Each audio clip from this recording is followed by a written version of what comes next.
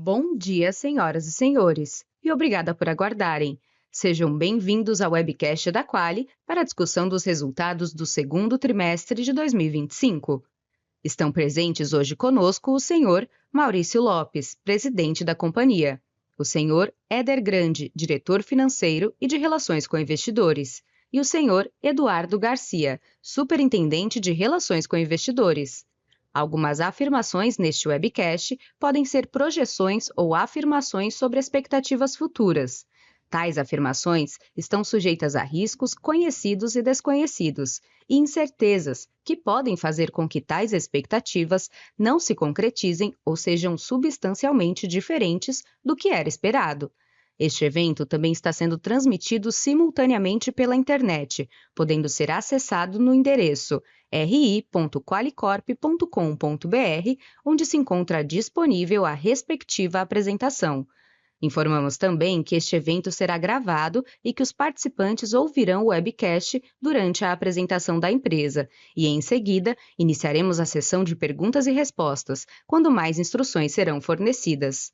Gostaria agora de passar a palavra ao senhor Maurício Lopes, que fará a abertura da apresentação. Por favor, senhor Maurício, pode prosseguir.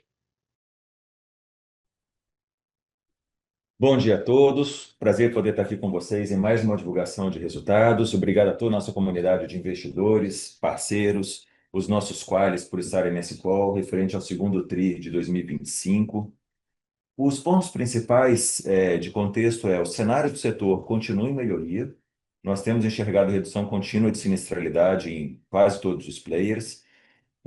E a nossa medida aqui, que é a quantidade de interações que a gente tem tido com as operadoras, tem crescido trimestre a trimestre, né?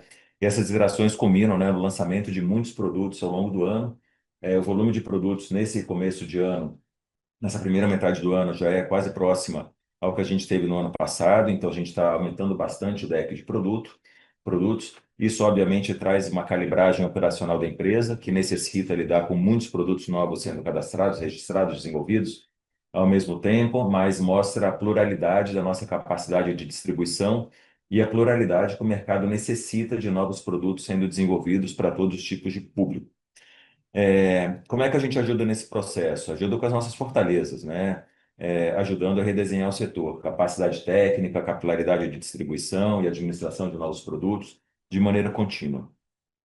Mais do que isso, mais do que ajudar essa reconfiguração do mercado, eu acho que a gente tem conseguido mostrar trimestralmente que o projeto de turnaround continua sendo desenvolvido tal qual estava planejado, né? A gente está de maneira muito consistente no caminho que foi desenhado, a reestruturação interna continua, de vento em popa, os redesenho de processos operacionais, de subscrição, aceitação, o foco em disciplina no capital, o uso do capital, que a gente não mudou, não tirou a mão do leme nem um minuto, né? Essa agenda está muito bem trabalhada, está muito bem avançada, estamos colhendo os frutos trimestralmente. E na questão de estrutura organizacional, esse mês, esses 2 últimos meses, né? Nós anunciamos mais 2 deals, né? Um deles foi o acordo operacional e cessão da carteira do empresarial, e o segundo deles foi a venda da Gama. Isso vai trazer mais uma reestruturação na estrutura de capital e mais uma reconfiguração interna bastante relevante para a empresa, dado o volume de atividades, headcounts e processos vinculados a esses 2 negócios que a gente está fazendo alterações. Então, é mais uma parte da agenda de turnaround, a parte de retirada de complexidade do nosso negócio e foco no core, né? O core continua sendo a distribuição de varejo ao redor do país, né? Em todo o país. É aqui que a gente tem uma expertise muito grande, é aqui que a gente tem reconcentrado a empresa de maneira diligente e contínua, nesses 2 anos de projeto de turnaround. O nosso flywheel continua intocado, a gente está controlando o churn de maneira bem relevante, né? O reajuste médio de 2025 já está menor que 2024, que foi menor que 2023. 2023 nós ficamos ali na casa de 27%, 2024 na casa de 23%, e 2025, com toda certeza, a gente vai ficar sub 20%. Então, a gente tem reduzido aí ano a ano 3, 4 pontos percentuais dos percentuais de reajuste, em linha com um controle de churn de melhor qualidade, uma subscrição de melhor qualidade e um conserto, por assim dizer, dessas carteiras de varejo que tem natureza antisseletiva. Então, a gente tem trabalhado muito aqui nesse flywheel de subscreve, desenha o produto bem, subscreve bem, reajusta de maneira diligente, correta, em direção ao cliente, né, para que o cliente se sinta o mais protegido possível, e isso se traduz numa melhor rentabilidade, assim por diante. Então, a gente está trabalhando nesse flywheel de maneira permanente. O novo portfólio de produtos vem avançando bem. A gente já está lançando mais, a gente já lançou 84 produtos e algumas exclusividades aqui ao longo do ano. Então, a gente continua aqui na pauta de redução, de melhoria de portfólio de produtos. Acho que vale a pena destacar, e o Éder vai fazer um ponto especial ali ao longo da apresentação. A gente teve a menor perda líquida de carteira desde o quarto TRI de 21, né, menos 0,9%. Estamos voltando ali no período pré-pandêmico, né? Está voltando à normalidade do que era a empresa pré-pandemia. E o churn também é o menor churn desde o quarto TRI de 2020, 8,3% no trimestre. Acho que, de novo, é resultado do flywheel, né? Controla, reajusta menos, protege o cliente, dá pluralidade de produtos, encontra um lugar para o cliente que não está satisfeito no produto atual para se realocar no outro produto, em outro portfólio, em outra operadora, e isso vai dando a chance do cliente permanecer vinculado ao plano de saúde, que é o grande desejo dele, e a nossa chance de ter um produto mais sustentável, com menos ajustes lá na frente. Acho que são esses os pontos para a gente abrir aqui esse bloco de destaques do trimestre. Passo para o Éder, agora um detalhamento maior dos números, e no final nós voltamos com Q&A, caso tenha algum questionamento, dúvida que vocês, porventura, possam fazer. Éder, contigo. Obrigado, Maurício. Bom dia a todos. Começando pela carteira administrada, encerramos o segundo trimestre com 586 mil vidas. Tivemos uma adição bruta de 44 mil vidas, um volume 33% maior em relação ao TRI anterior. Um avanço bem relevante aqui, muito em função dos produtos mais bem posicionados e também no fortalecimento do relacionamento com operadoras, né? Muito em função das exclusividades que a gente vem fechando. Então, esse é um tema bem relevante que ajuda na adição de vidas. O churn fechou em 8,3, como o Maurício comentou, né? O menor índice desde 2020, resultado aqui de reajustes mais suaves e de um processo de retenção mais eficiente. Aqui muito ancorado por um portfólio, né, de produto completo e que vem melhorando o tri a tri, né? Então, nossa expectativa aqui ela é positiva. A receita do TRI fechou em 3,7% menor em relação ao TRI anterior, impactada basicamente aqui pela perda da carteira que a gente abriu mão lá no primeiro trimestre, né? Inclusive a gente falou, né, nós comentamos disso no último call. A gente abriu mão dessa carteira porque a rentabilidade dela era, enfim, não era satisfatória. Se a gente considerasse essa carteira, a receita do trimestre do segundo ia estar praticamente em linha com a do primeiro trimestre. O CAC fechou em 8,3% da receita, superior, desculpa, 8,4% da receita, superior ao trimestre anterior, muito em função também do volume de vendas, né?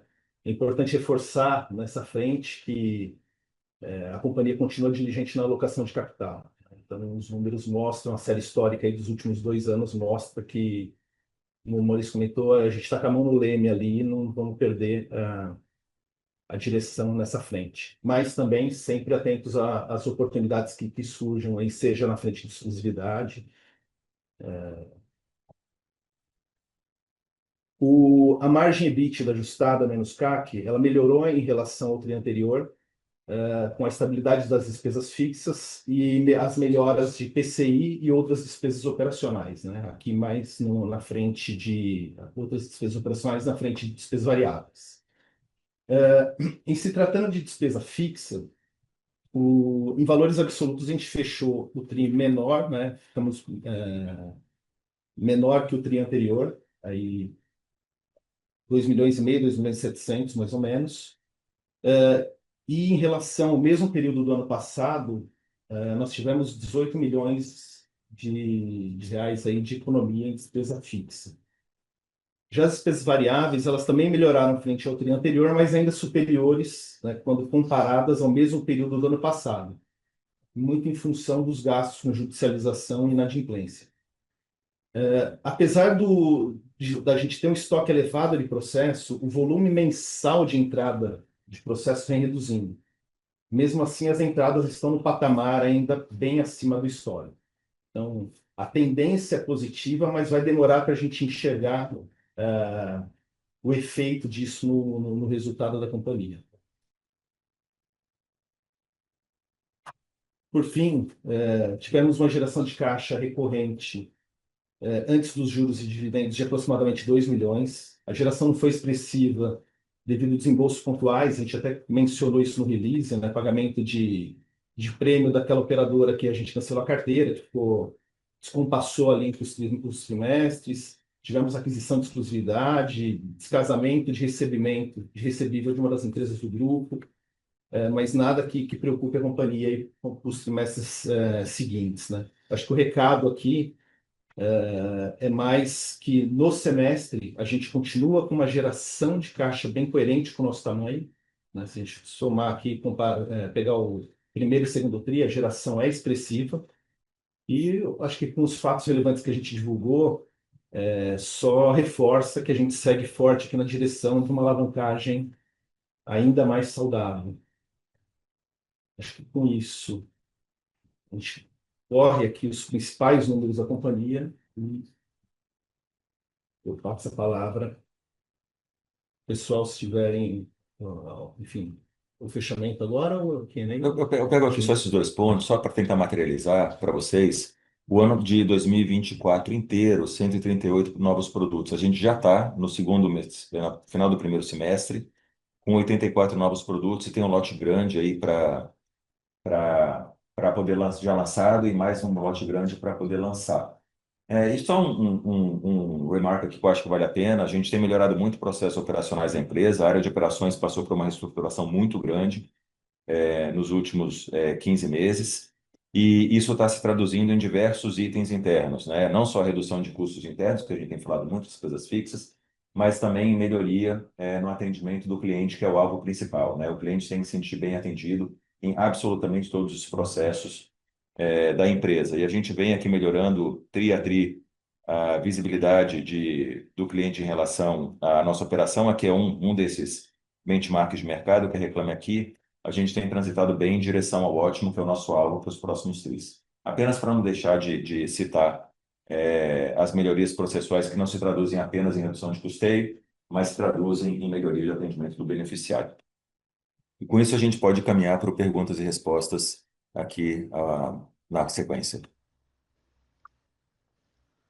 Obrigada.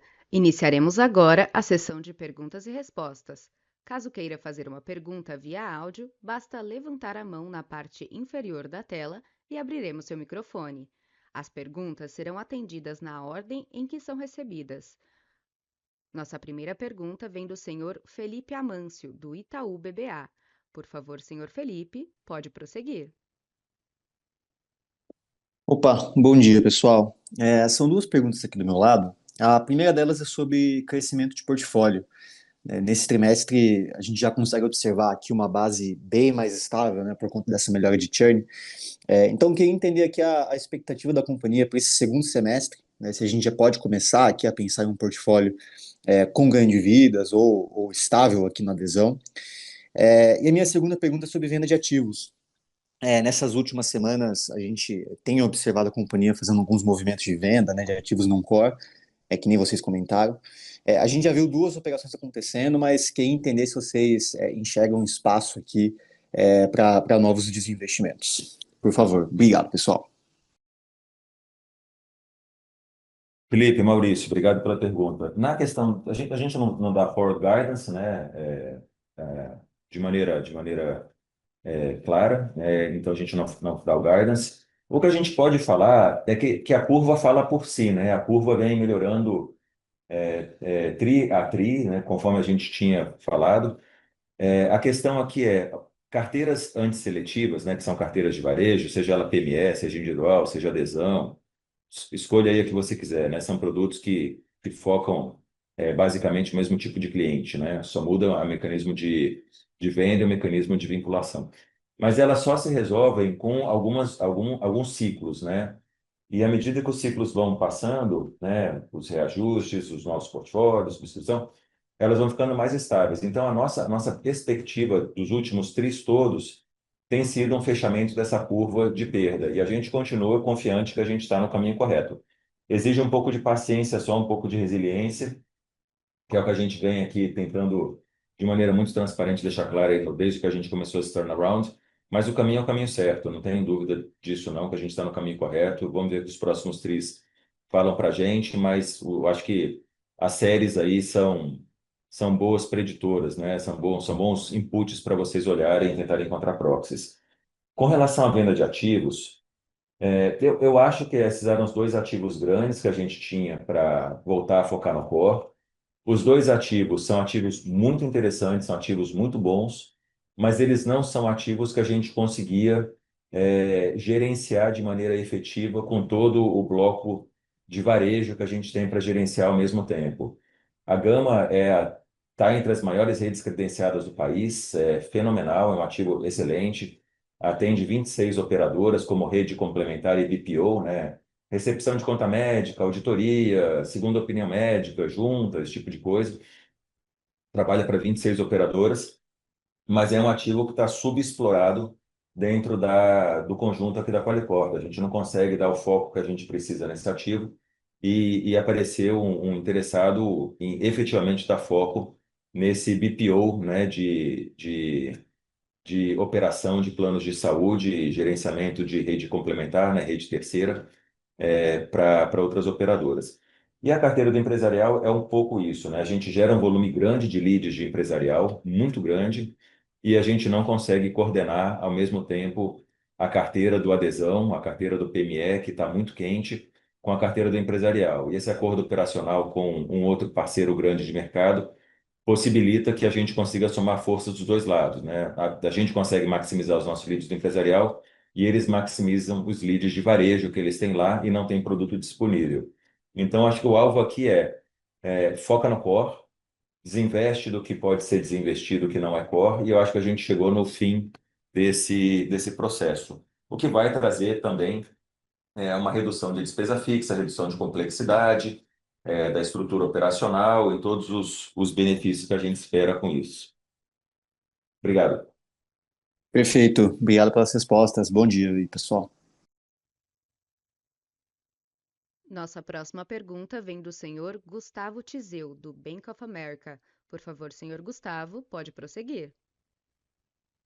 Obrigado pela disponibilidade de fazer duas perguntas, pessoal. Maurício, acho que você comentou um pouco do crescimento e tudo mais. Eu queria explorar um pouquinho a competição, principalmente com o PME. A gente sabe que algumas operadoras estão mais agressivas em preço e queria tentar entender qual que está a diferença hoje entre o PME e a Afinidade, porque sempre teve um desconto histórico, né? Se isso está tendendo a ficar mais próximo de zero, ou pelo menos pela taxa que vocês cobram acima do Afinidade, ou se a competição ainda está muito violenta e o PME ganha ainda espaço nesse cenário. E a segunda questão é um follow-up de uma questão que eu fiz no passado, porque a gente vê as operadoras numa situação bem mais positiva, né? Seja de MLR, seja de lucro. E aí vocês sempre têm aquela receita que eles pagam de acordo com o MLR, né? E aí queria entender se vocês estão vendo algum espaço para conseguir aumentar esses tipos de receita e fortalecer um pouco o seu top line. São essas duas questões. Obrigado, pessoal. Tizeu, obrigado. Deixa eu pegar essa avenida aqui do PME. O, o PME, em tese, ele transitava no passado em 20% acima do adesão, que transitava abaixo do adesão, perdão, que transitava uns 20% abaixo do individual. Isso é o histórico, né? Lá de até pré-pandemia. Da pré-pandemia para cá, esse assunto todo desandou. A gente chegou a ficar com adesão 100% maior do que o PME, e a gente está transitando ali ao redor de 20, 30%, mais para 30 do que para 20, acima do PME hoje em dia. Mas deixa eu pegar dois números para você que eu acho que vale a pena. O produto de adesão, ele tem uma superioridade em relação ao PME no tocante a alinhamento de incentivos com canal comercial, alinhamento de incentivos com operadora, que o PME não tem. O PME é um modelo de distribuição focado em agenciamento, se paga muito rápido para o canal de distribuição e se paga pouquíssimo na permanência do produto. Ou seja, não há um alinhamento efetivo entre o canal fazer uma venda de boa qualidade, o canal privilegiar a permanência do cliente no produto e a operadora conseguir retornar o fluxo de caixa necessário para poder ter um produto com LTV/CAC mais aceitável. O adesão ele consegue alinhar todos esses itens. A maneira como a gente faz o adesão hoje, aqui na Qualicorp, é um modelo de agenciamento menor, é um modelo que privilegia a renovação contratual no 13º mês, no 25º mês, é um modelo que privilegia o alinhamento de incentivos entre o distribuidor, nós e a operadora, no tocante a como é que a gente tem a remuneração sendo feita, e assim por diante. E não se faz isso no PME. Então, eu continuo com a minha tese. Eu acho que o adesão ele tem superioridade em alinhamento de interesses entre todos os players para ter uma venda de boa qualidade e um cliente mais bem atendido ao longo do tempo. Contudo, essa conversa com a operadora é uma conversa que traz marcas do passado de quando o adesão não era distribuído de maneira eficiente e tem aqui uma sinistralidade de carteira ainda muito alta que está sendo corrigida ao longo do tempo. Como eu falei, né, por serem carteiras antisseletivas, sem se ver como um ciclo de gestão. Mas eu tenho convicção a gente está no caminho certo do lado de cá e várias operadoras têm entendido isso junto conosco. E o PME deve voltar, a adesão deve voltar ao longo do tempo para estar muito mais próximo desse patamar de ao redor de 20% de sobrepreço em relação ao PME, adesão versus PME. Com relação ao MLR, aqui a sinistralidade tem reduzido e as conversas têm ficado mais simples com as operadoras. Enquanto o MLR estava muito alto, a, a insatisfação da operadora com as carteiras anteriores era uma insatisfação muito alta. Nós fizemos um conjunto grande de acordos com as operadoras, visando tentar equacionar esse desequilíbrio que existia entre o que a operadora estava conseguindo rentabilizar e o que a gente estava conseguindo rentabilizar do lado de cá. Vocês viram os números todos no passado sendo alterados, né? A gente foi mexendo nas curvas de take rates aí ao longo do tempo. E hoje eu acho que está relativamente equacionado. E o que a gente tem conseguido mostrar para a operadora hoje é que as safras de adesão são safras muito boas e a gente deveria ter um prêmio aqui ao longo do tempo. E são as conversas que a gente tem estruturado junto com as operadoras de maneira contínua. Eu acho que a gente pode explorar isso com mais calma aí ao longo dos próximos calls e interações para tentar dar um pouco mais de cor disso aí. Tá bom? Obrigado pela pergunta. Ótimo, muito claro, Maurício. Obrigado. Nossa próxima pergunta vem do senhor Giuseppe Giordano, do JP Morgan. Por favor, senhor Giuseppe, pode prosseguir. Olá, bom dia a todos. Maurício, obrigado pela pergunta. Queria explorar um pouquinho mais essa estratégia de redução de churn, né? Talvez aqui esse é o grande, né, gerador de valor, né? Porque você não tem que fazer a venda nova e mantém, né? Aumenta o LTV desse cliente. Então a minha pergunta aqui, Maurício, né? Tem visto a empresa trabalhando cada vez mais, né? Esse relacionamento comercial mais próximo, até com algum pouco de compartilhamento de risco.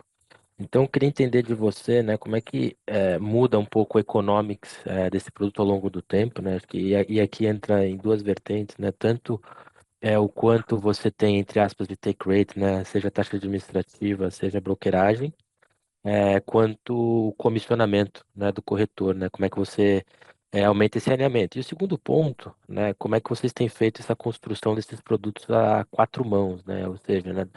Trabalhar demandas mais regionais, para conseguir ter uma aderência melhor com o cliente, né? E entender aí onde, né, se vocês conseguem chegar já e quando a gente deveria ter um crescimento de base ou talvez uma estabilização maior aqui dessa base de afinidade. Obrigado.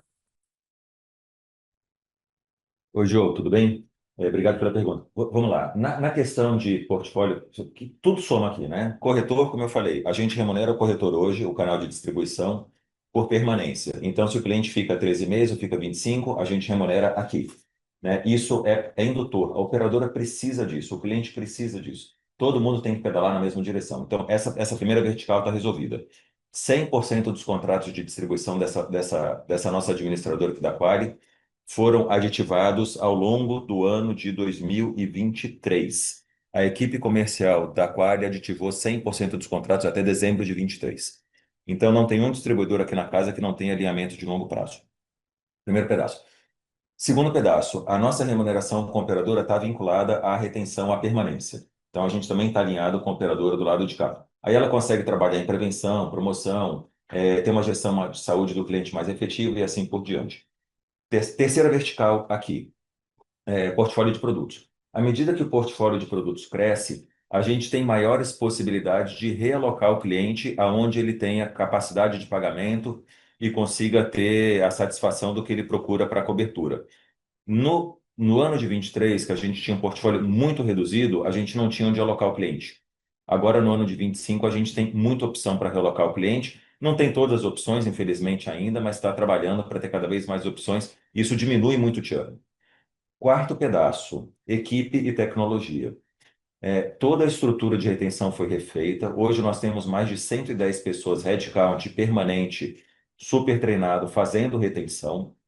A tecnologia toda foi refeita, os sistemas de retenção todos foram refeitos, e agora a gente está indo uma camada a mais. Como a gente tem muitos produtos para reter em muitas entidades e portfólios que eventualmente a gente não tem nem visibilidade no treinamento para o nosso consultor de retenção, a gente está criando agora algumas camadas de inteligência artificial para conseguir dar a melhor opção para o cliente em tempo de atendimento, diminuindo o TMA do cliente e aumentando a aderência do que ele pode ter. Então, esse cliente tem o perfil X, consegue pagar tanto, utiliza a rede A, utiliza a rede B. A melhor opção de retenção para esse cliente deve ser esse produto ou esse produto.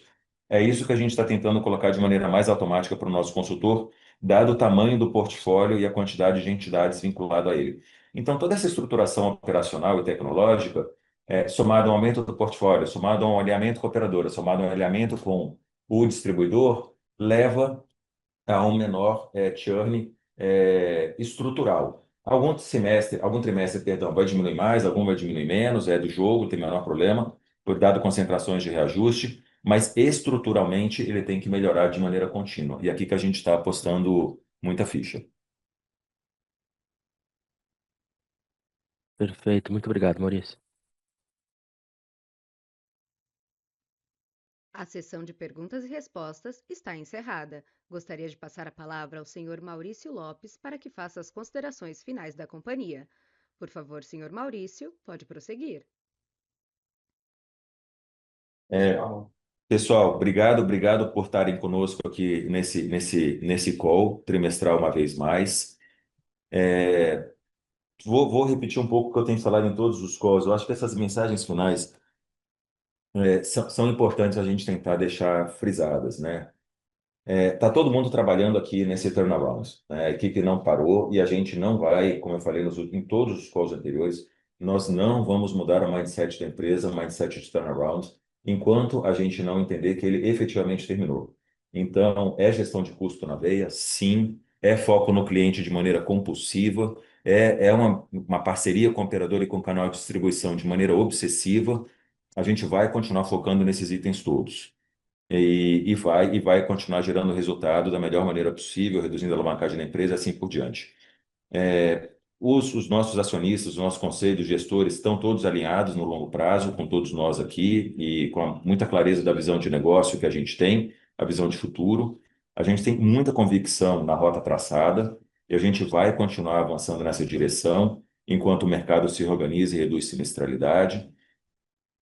O fato da gente ter caixa sempre dá aquela tentação da gente gastar mais CAC do que devia e abrir a guarda na subscrição. A gente não vai fazer isso, a gente vai continuar mantendo a mão no leme, uma subscrição responsável, em prol do cliente, para ter um mercado sustentável, um cliente com reajustes menores lá na frente. O cliente precisa de um reajuste menor, precisa de uma carteira estável, a operadora precisa de uma carteira estável para melhorar a oferta de produtos. Então, é aqui que a gente está focando em estabilidade e proteção do consumidor. A gente não vai tirar a mão da rota traçada, né? A gente vai seguir esse flywheel de preço e produto correto, distribuição com incentivo alinhado, subscrição correta, reajuste baixo, litigação baixa, tempo médio de permanência alto e LTV do cliente alto. É aqui que a gente vai continuar focando. E eu agradeço a todas as equipes e aos nossos acionistas que continuam acreditando em investidores que acreditam nessa tese. Um abraço a todos e falamos novamente daqui a 3 meses no nosso próximo call. Obrigado, bom final de semana. Agradecemos a presença de todos. A apresentação de resultados do segundo trimestre de 2025 da Quali está encerrada.